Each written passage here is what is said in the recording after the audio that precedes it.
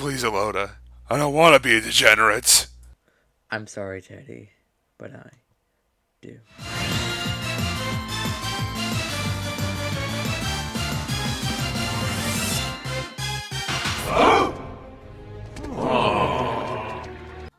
No, not you guys! You guys are awesome!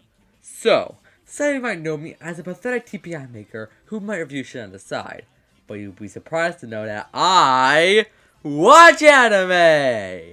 We know! No offense, being the most closeted weeb you've ever met. And one anime I've watched last year during my viewings was Nichijou. Nichijou? You're just saying what? You get it. And basically, it's very good. With its great comedy mixing normal events of over-the-top reactions and likable and relatable characters that, while don't have much depth, are a blast to watch on the screen. And the others themselves have a nice segmented feel to them, with each being either hilarious or exciting. And like last time, here are the list of my favorites. You may notice one is missing. That's the episode we're about to discuss. The episode of question being lucky number 13! Also, I'll be using the English dub because that's the one I watched. Though I have to ask, what do you guys think of the dub in particular? The British Charles versus the 4K dub, or that I'm going off on a tangent? Ah!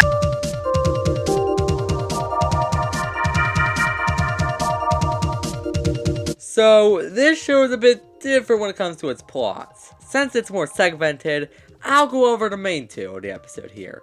Segment 1 consists of Hakase not wanting her to go to school in fear of her leaving her.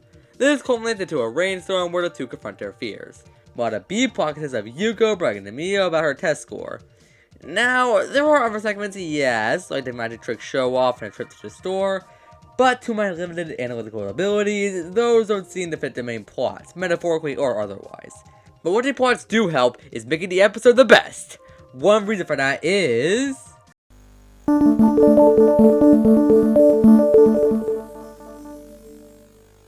Now, on its own, this is quite a weird praise. An episode of a complete arc sounds like a bare minimum, right? Well, you would think. But the way the show works, it doesn't really require a complete arc. It's a segment-based show, and we see a segment not really having a narrative per se, at least one that isn't trying to make you laugh. There are episodes of segments that have breaks then and again, but this one seems to do something different, specifically the Nano Hakase arc. Now, since the show's first episode, it's been hinted at Nana wanting to go to school. To her, it's what's separating her from having a normal life. But it never really went anywhere, and that's fine. This one decides to do something about it, and that's where it stands out. It'd be easy to just have Hakase say, "You're going to school now," and have that be the segment. But it isn't what they do here. Instead, the episode aims at Hakase learn why she doesn't want her to go to school. And her having the arc here was the best area the episode could go. If it was not a learning lesson and forcing her to go to school, it'd make Hakase look more like a prick for not letting her go. But by giving her the arc, you give a layer to the character not yet shown. And the arc here is really well done, especially in part 55. In this part, we see Hakase vulnerable and needed Nana to go to the bathroom. Because in her words, I think I gotta go potty, but I'm scared to go to the bathroom alone. Also need to point out that only P joke can take something as vulgar and lowbrow as a P joke and make it into a plot point that serves the story. Now, it doesn't take an English major to see the parallels here, but the fact this simple show even attempted a ball connection is admirable and I respect it. Plus, it leads to some great imagery, with the bang of the chimney representing her anxieties and the thunder representing them at the breaking point. It's also very neatly done and I applaud the show for it. And it's all taken pretty seriously with almost no jokes. And for seeing as serious and drama heavy as this, that's how you want it to be. Hey, Brat. Since no one else will, I'll take you to the bathroom. But you're tiny and really weak, so that doesn't help me at all. My friend was talking about Ow, lead the two at their most vulnerable. And it's with this scene that they start to understand each other's fears and anxieties. And it's with this walk that he starts to realize that he can trust her to be there for her when she needs it, even when they're apart. And that's ultimately why she's afraid. It allows Hakase to come to her own conclusion and put the pieces together on her own.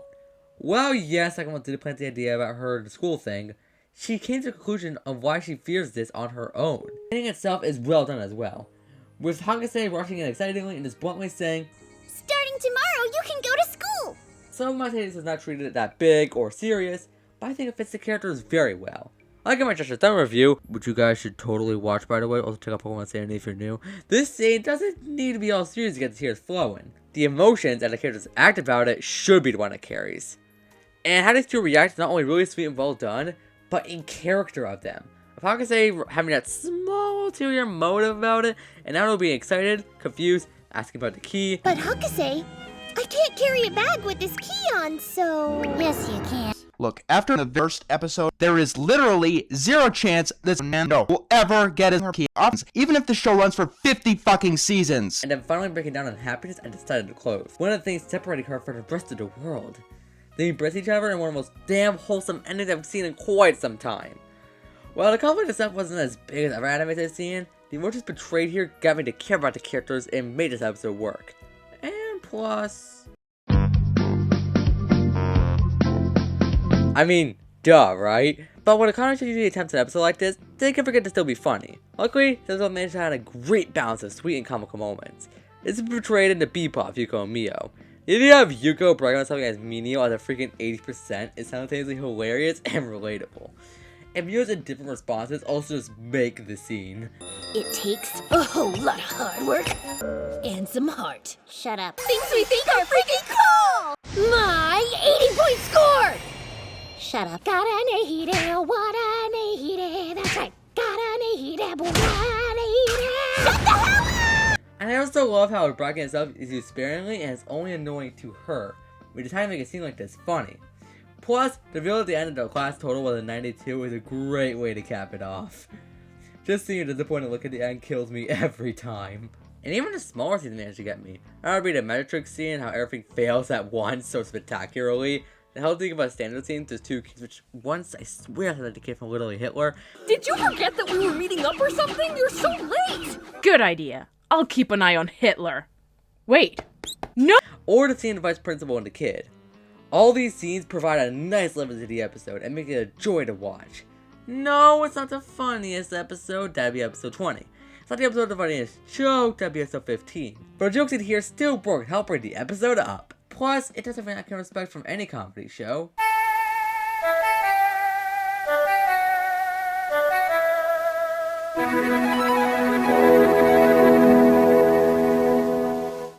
Is this actually even a great slip up or never attempt? Think about it. How many comedy shows do you know that can pull off a continuity shift and stick with it? Most of them either pussy out about it next season or never tried at all. The only ones I can think of that pulled one off and ran with it are Community and Gumball. What, Community and Gumball? What's wrong with them?